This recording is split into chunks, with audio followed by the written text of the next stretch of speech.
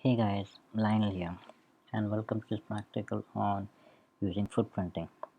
When we look at footprinting is basically trying to find out as much as information as possible about some specific sort of target type of server or maybe some sort of website or user over there.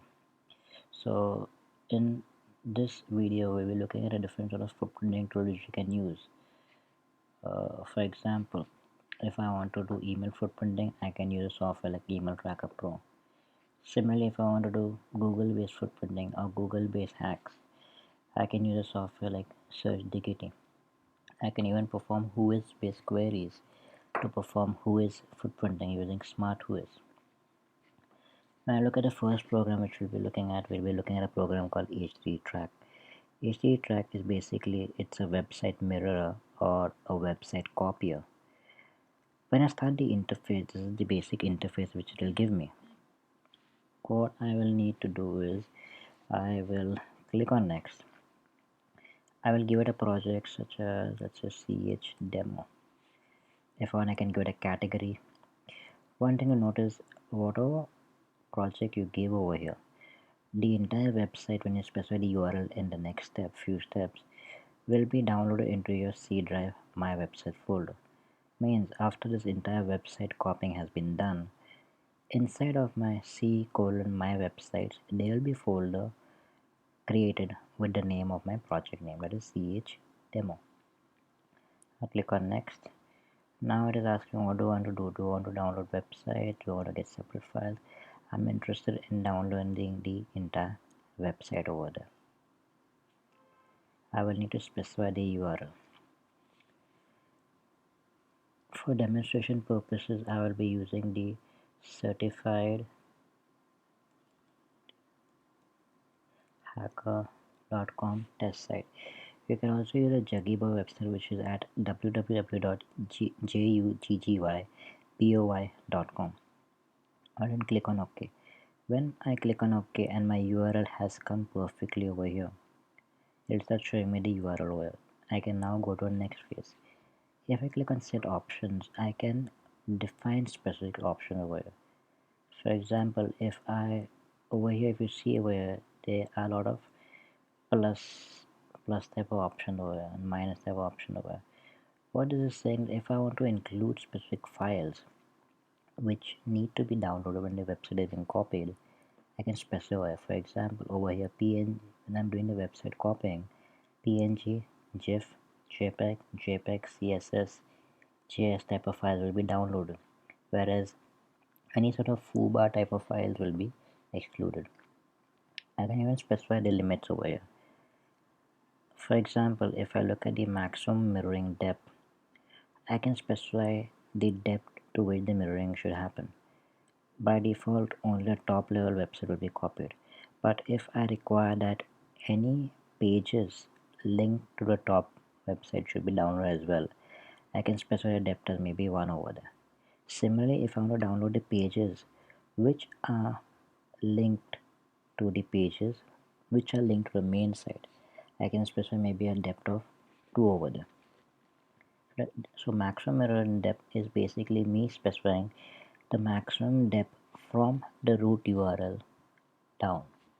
So if I specify a value of 1, it will mirror the website from the root URL as well as any link that are connected to the root URL as well. If I go in flow connection, I can specify a number of connections over here. So if I specify maybe maximum number of connections as 7, what this will do is that this will have 7 connections made to this website, and each connection will be downloading a specific file. So what this will do is this will increase the speed of transfer as well as it will reduce the amount of time taken to download a particular website. I'll click on OK and I'll click on next. Then I'll finally click on finish. When I click on finish, you will see that the entire web, it starts connecting to the website over here.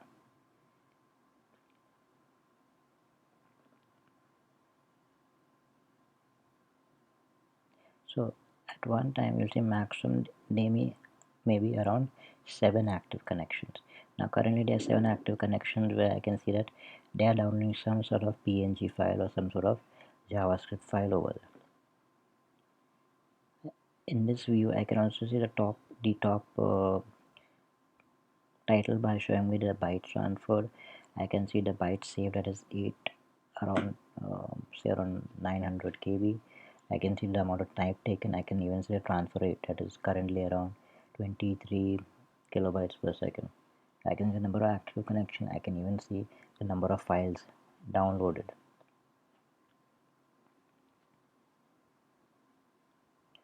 Depending upon sites, this may take time. It may get over quick. It may take much more longer time.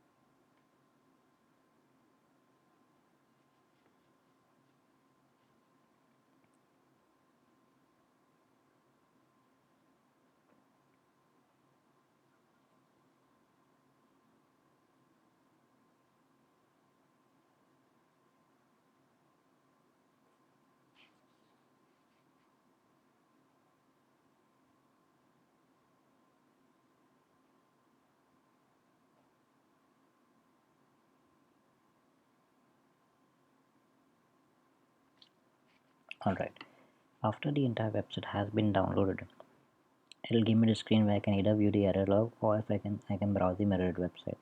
If I click on browse mirrored website, it'll open the website from my C drive, my website folder.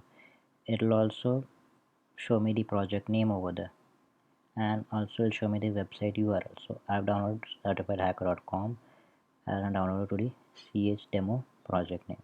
So I can just scroll this left and right. One thing you will note, because I did not specify the maximum dem to go to, if I maybe click on something, it'll start loading the main website over there.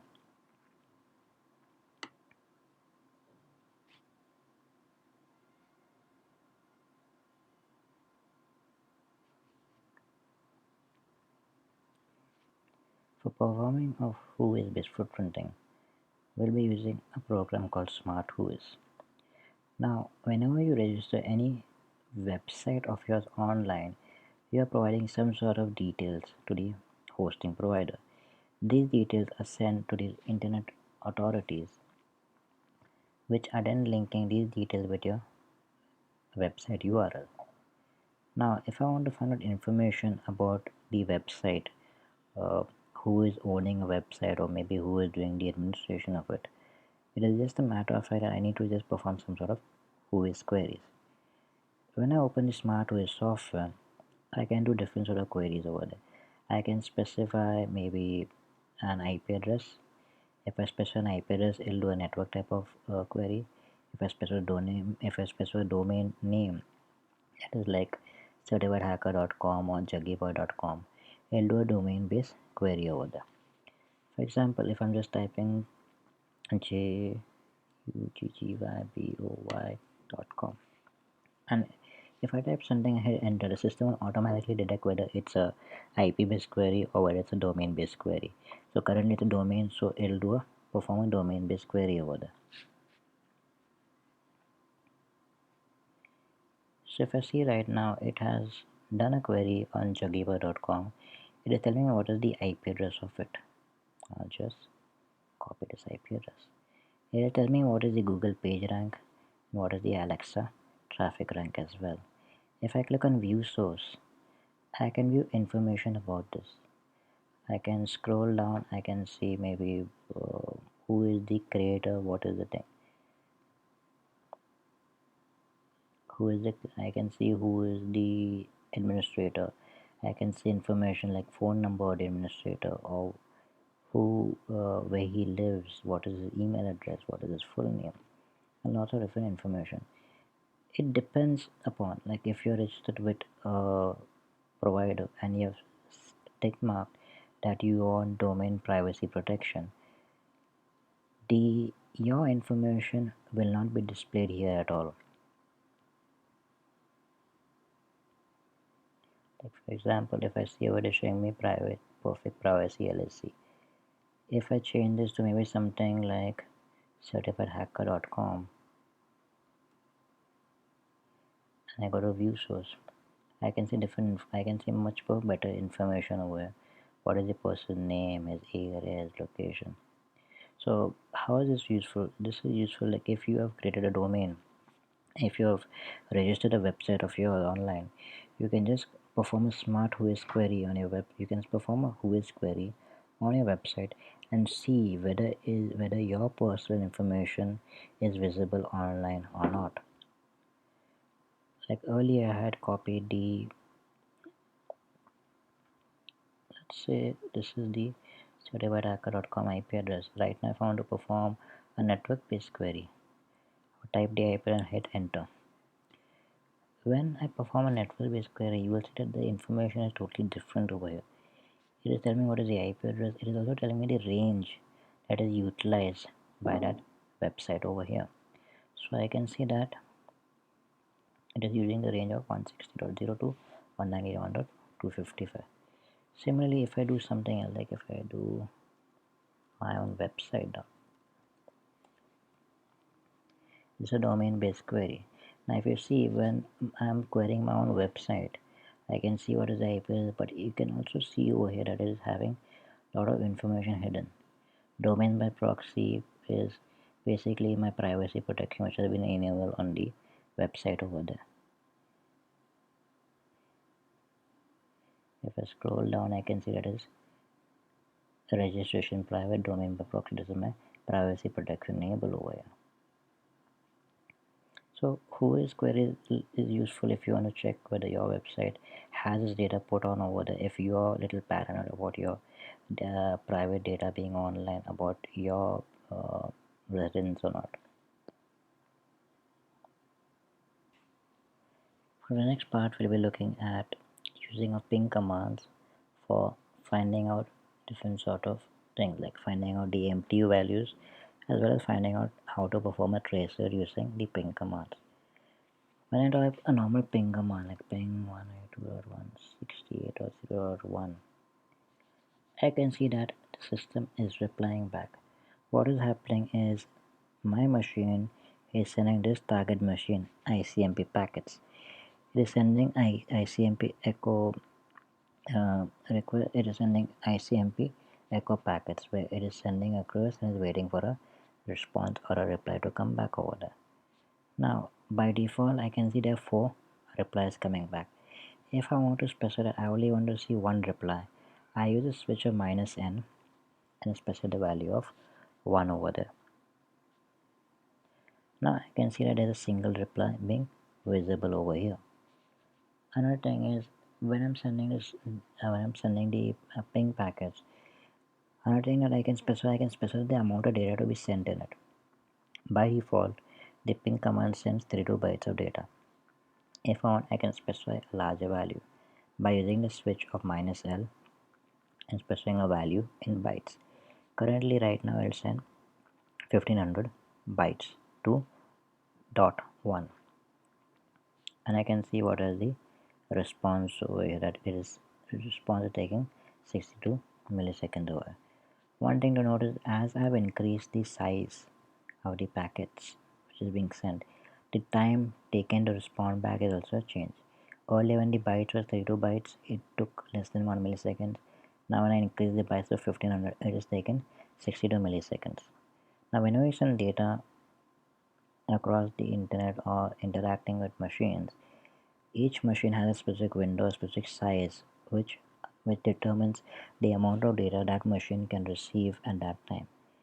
For example, if when I send data to this machine, to this .1 IP address, it may have been only able to receive maybe 1400 bytes. But when I pinged it with 1500 bytes, it has not given me an error. That is why that is happening because by default, if when you're sending data between machines, Because my data is exceeding that machine's MTU value, my machine has fragmented the data into different packets and sent it. Now, if I want to check what is the MTU value, one thing I can do is I can specify that this data should not be fragmented. So I specify that by using the -f flag over here. When I use -f, I can see that it is giving me an error that is packet needs to be fragmented, but do not fragment flag has been set over there. So now what I will think is maybe my MTU values maybe somewhere around 1400 and 1500. What I will do, I will decrease the value to 1400. When it's at 1400, I can see that a reply is coming back over here. What I will do, I'll maybe now, so that means my MTU value between 1400 and 1500.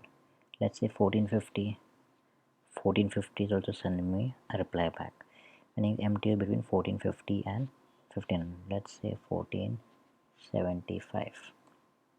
Alright, so 1475 is showing me packet needs to be fragmented. So that means the value of the MTU between 1450 and 1475. Let's say I will do this as 1465 right now. Reply is coming between, that means my MTU value between 1465 and 1475. Let's say 1470 to break it up a bit. So I can see when it is 1470, I can see that a reply is coming back, meaning my MTU value between 1470 and 1475. Let's say 1473, or for 1473 saying do not fragment. Let's say 1472. When my value is 1472 bytes, I can see a reply coming, but when the value is 1473, I can see that it is giving me a message that packets need to be fragmented. That means that this machine, that is 192.168.0.1, is having an MTU value of 1472 bytes. In the next part, we'll be looking at performing Traceroute or Traceroute using ping-based commands. Now, let's say if I want to perform a Traceroute to the certifiedhacker.com website, I want to display only one response, and so I know that right now the certifiedhacker.com website is 6490. Let's get this down a bit. 64.93.163.30. This is the destination IP address. Alright, so when I'm doing the traceroute commands using ping based commands, I will be using a switch that is -I. When I use -I, I specify the value over here. Now, if I perform a traceroute on certifiedhacker.com, I can see that it is showing me the number of hops, it is showing me the route that it's taking. And it is going to my router, then it is going outside the internet.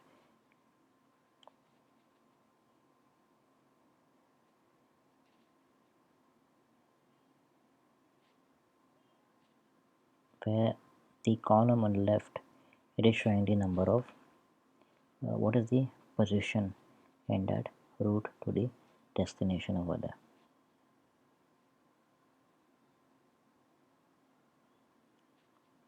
Alright, I know that the IP address of certifiedhacker.com is 64.90.163.30, meaning that machine had a position of 15 in the route from my machine to that destination.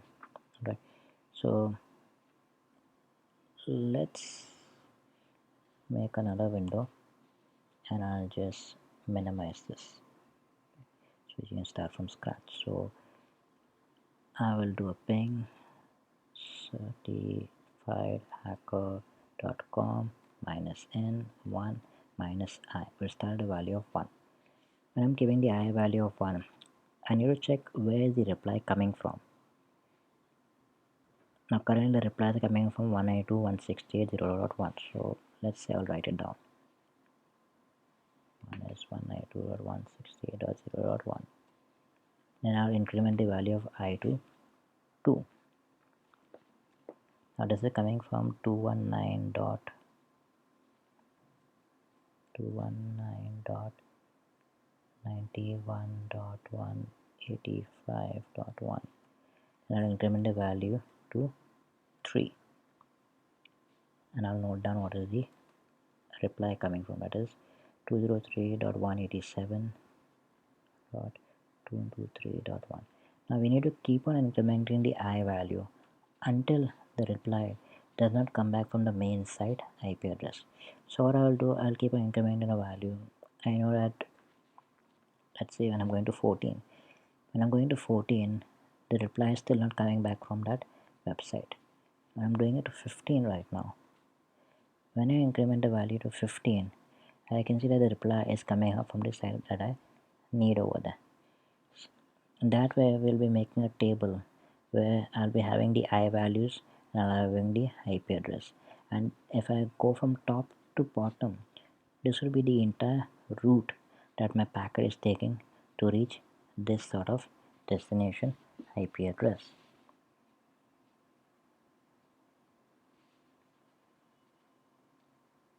So if I go and compare with the previous thing,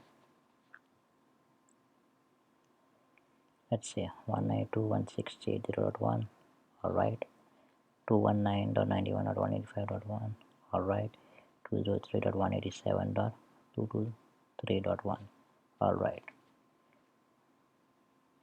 So if I, let's see, keep it side to side, keep the value of 4. The value of 4 is coming from 121.241.8.6.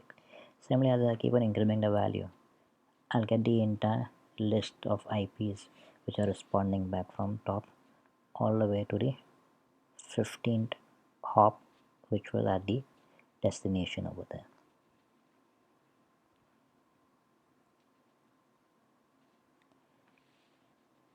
Email footprinting is trying to find out information about the source of an email which is sent to you, or trying to find out information about a particular email address. For this thing, we'll be using a software called as Email Tracker Pro. When I start Email Tracker Pro, it gives me this sort of view over there. Now I can trace my email on the basis of a header, an email header, or I can trace on the basis of address over there. When you open any email, when you get an email, for example over here, if you click on this download arrow, you get an option for the show original. When you get the show original, the top portion, which is over here, which is near before the content type, this is your header. The header gives you all sorts of information like who sent it, what is the message ID, what is the subject and stuff. So for example, if I click on trace headers, and if I paste the email header over here and click on trace, it'll perform a trace over there. For example, I had done a trace on this specific email message over here. So after the trace has been done, it'll show you exactly where the location of this email had come from. Down below, it'll show me the basically route table or the route hop that I has taken between my machine and the destination server over there. Right hand side shows me the email summary, where I can see that the header attributes or the fields in the email have been highlighted. Attributes such as subject, such as location, and all. If I click on network WHOIS will give me information about the network from which this email address came from. This is basically, it is saying that it's doing a network based WHOIS query over there, where I can see that it is having an IP range, what is the host name, what is the location and stuff. If I do a domain WHOIS will show me any sort of domain based information for that specific IP address. If I click on email header will highlight the key attributes in the email and display it to me. Similarly, if I click on trace address and I specify an email address to search over there, and I click on trace, it's not performing a trace on that email address itself. One thing to note is that if you're using a web-based email like Gmail or Yahoo, and you provide that person the email address over here, that person details will not be visible if you send any email from that webmail provider. But maybe if the person has been accessing his email using a client like maybe Outlook or Thunderbird, then you may be able to find out information about which IP address it is sent from or which location that email came from. Now I've been accessing this email using my Gmail webmail. So I can see that the destination, that is source email address, is listing as Mountain View, California, USA, which is the Gmail server's location over there. If I look at domain WHOIS information, it is telling me that this is registered to gmail.com. I can see what is it, who is the register that Gmail is registered with, GoDaddy.com. I can see what is the name server, NS1, NS2, NS3, NS4, Google.com. I can see that this was updated on 11 July 2015, and this gmail.com domain thing was created somewhere on 1995. That is, google.com was created on 13 August 1995 over there. If I go on network WHOIS, I can find a network WHOIS based information. I know that this is the net range which Google is using. I know what is the CIDR notation, that is using an IP, that is using a network of 24.125.0.0 having a /16 notation over there.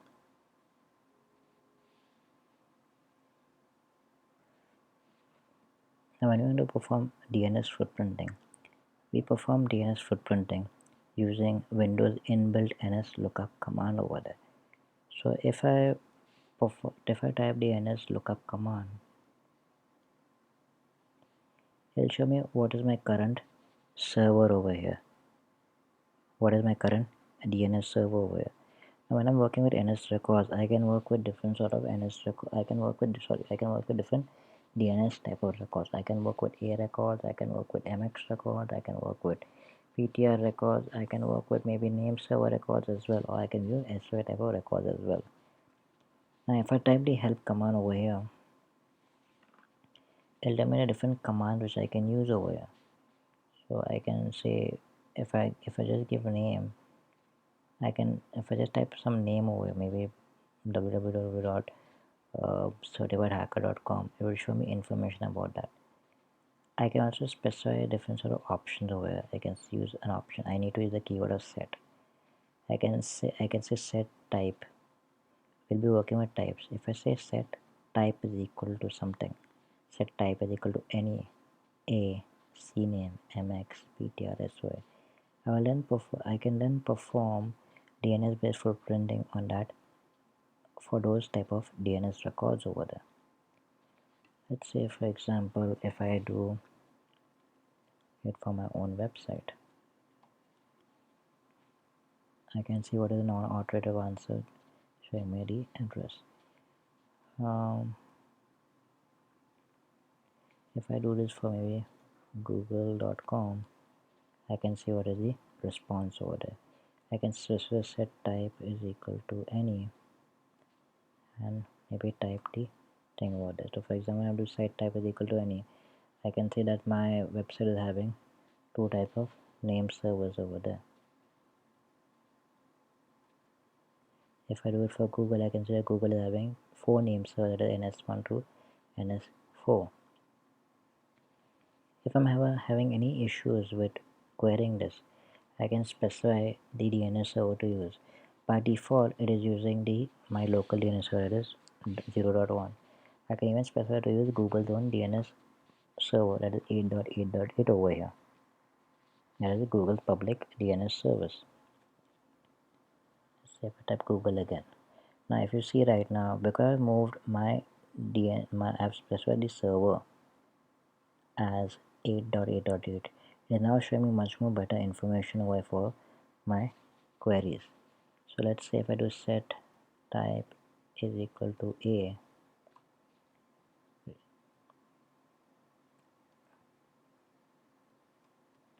set type is equal to A, and I do it certified. If I do it for my own website, I can see what is the non-literal answer. Let's say if I do set type is equal to any, and let's see if it gives me any sort of information. Now I do set type is equal to any. It is showing me what is the MX record. It is a mail exchange record. It is also showing me what is my start of authority also as well. That is MS start of authority. The primary name server is NS21. I can see what is the possible mail address. I can see what is the SOA record details, like as what is the refresh rate, what is the retry value, what is the expire value, what is the default TTL value as well. If I change it to something set type is equal to MX, and let's say if I get my from a website, it will now tell me that for this URL these are different MX records. For example, my website is having two MX records having different priorities, having a priority value of 10 and having a priority value of 0 over there. Depending upon the priorities, that record will be referenced first, and then the next records will be referenced over there. Let's say if I do set type is equal to SOA and I give my website again, I can see that this is now just the start of authority record for this URL. Similarly, let's say I'll do a set type is equal to NS. This is the NS record for this particular website. So similarly, you can query the different sort of DNS records by just alternating between the different types. So I can see that there is no CNAME record for my website, but it is just showing me the value for my SOA.